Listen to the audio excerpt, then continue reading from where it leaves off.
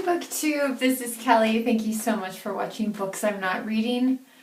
I don't know if you're going to be able to hear this sound. No? Okay. Jason's walking around the backyard with two sticks and beating them together. We've been joking that the backyard has become like our prison courtyard. The snow melted, which was great, and now we're supposed to get more snow this coming weekend. So it's supposed to be really, really beautiful today and tomorrow. So definitely need to get outside and take a walk. I'm going to exercise today as well. But yeah, I was dreaming this morning that it was the weekend. Not that that would have made a whole lot of difference. And then to wake up and find out it's Monday. It was really tough. Yesterday I just couldn't concentrate on anything. I just felt so listless and restless and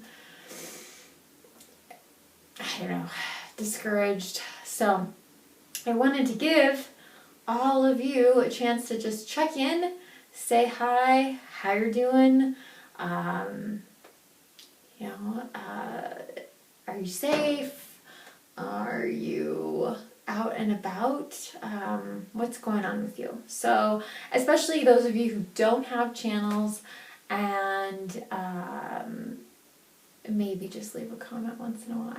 I would love to hear from you. I was just recently looking at a list of subscribers, and there's a lot of you I have never heard from. I don't know you. I don't know what's going on. So. Maybe you've since unsubscribed.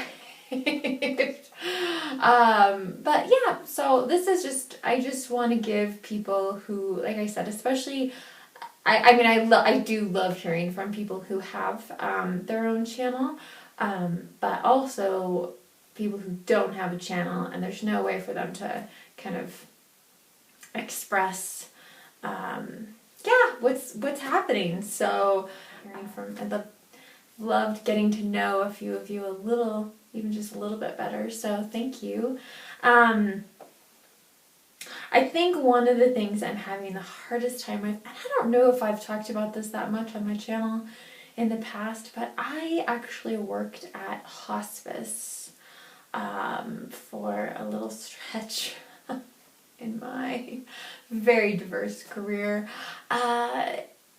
and when I interviewed for the job, I said, well, you're going to train me how to talk to people, right? Like, how do I talk to patients? How do I talk to family members? And they were like, no, we're not going to train you on that. Like, you'll figure it out, because the truth is, like, if you say to somebody who's a hospice patient, how are you?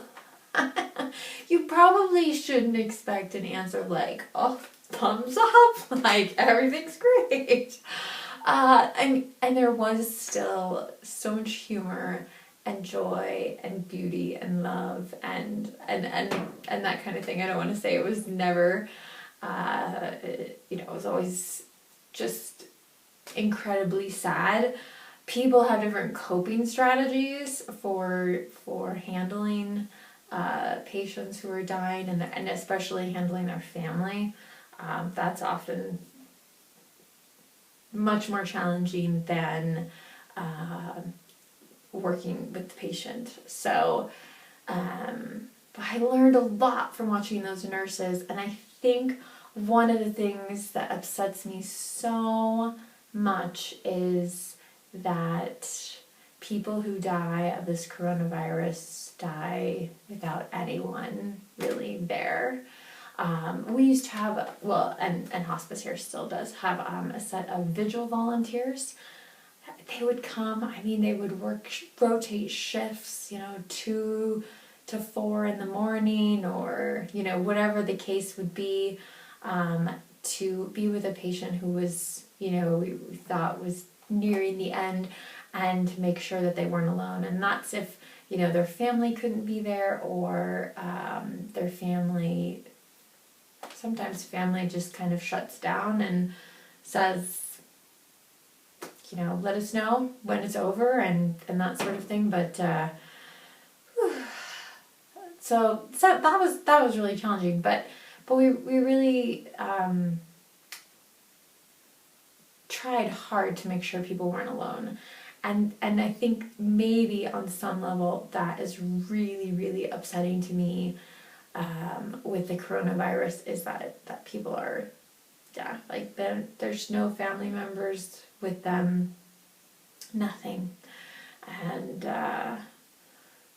except I suppose like the staff, but the staff is probably busy with a lot of other people. So, it's just hard and horrible, and I hate it. I absolutely hate it. I saw an image this weekend of Italy and this just long line of caskets, and it was the priest and one other person, and that's just not right. I also have very strong feelings about funerals, because funerals are for the people who are still here.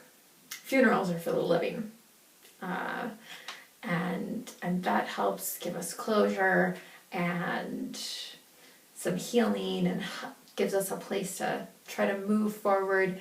And thousands and thousands of people are being denied that right, and I'm just struggling with that a lot. So, reading wise, because this is booktube after all, I will update you. Not that there is much to tell you. So I did start The Writers by Tim Winton, and I told myself I had to read 10 pages, and I'm on page 10.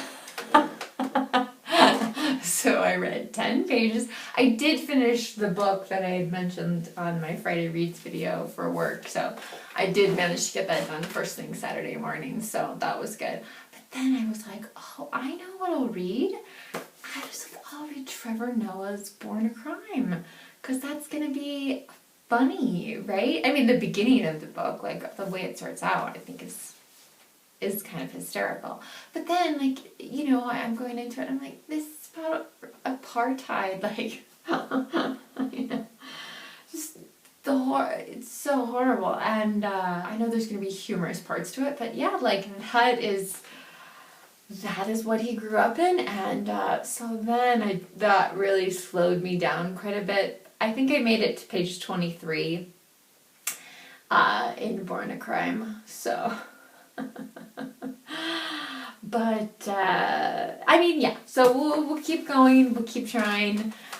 Maybe I'm just going to give myself a 10-page a day goal and see how that does, but I'm just really I was just really struggling, not just to focus on reading, my reading goals, but focusing on just anything at this point. So I did find out, we've extended our stay, we're still working from home for the next couple of weeks, but it's looking like it might be the end of April before we would try to open the office again. And at that point, that was just Jason that walked by. At that point, I think that's when the wave is really going to break against where I live, and I think there'd be a lot more cases then. So I'm not sure that we're going to be able to open until the middle of May, which is just nuts. And I just don't know. How much I can do between now and then. I'm going to go get back to it, but please say hello in the comment section. Tell me how you're doing. Tell me how you're coping. Tell me a coping strategy that I am missing out on. I did do some more coloring this weekend. I will spare you my very funky pair of shoes and socks that I colored. But I love hearing from you guys in the comment section, and helps me to feel more connected to other people. And those of you I left Voxer messages with over the weekend, my God, like, did they even make any sense? I got done with one. I was like, what the heck what was I talking about? Like, I don't even know. So anyway, sorry for those of you who had to hear really bad, long, unnecessarily long Voxer messages. So, all right, you guys, take care. Remember to be kind to yourself, be kind to others, and I will talk to you soon, BookTube. Bye.